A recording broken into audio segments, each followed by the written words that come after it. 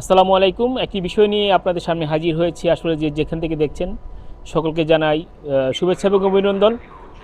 গত কয়েকদিন ধরে এক সামাজিক যোগাযোগ মাধ্যমে একটি বিষয় আলোচিত, বিশেষ করে আমাদের শরীয়তপুর জেলার সখীপুর থানার সখীপুর ইউনিয়নের যেই শিশু তায়েবাকে নির্মমভাবে হত্যা করা হয়েছে, সেই হত্যাকারী শনাক্ত হয়েছে।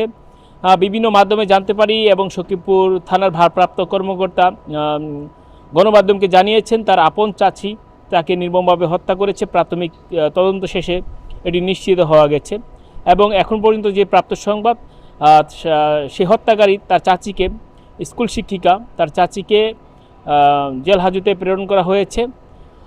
তো আমরা এই তায়েবা হত্যার বিচার চাই।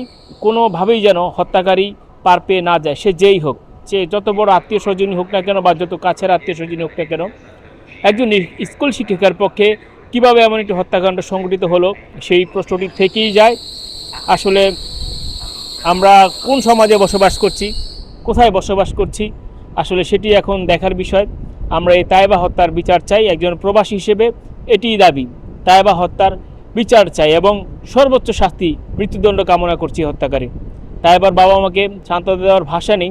মহান আল্লাহুল আলামিন এই শোক সইবার তৌফিক দান করুক এবং তায়েবাকে অবশ্যই মহান আল্লাহুল আলামিন জান্নাতের উচ্চ মাকাম দান করবেন। আমিন। সবাই ভালো থাকবেন, সুস্থ থাকবেন। আল্লাহ হাফেজ।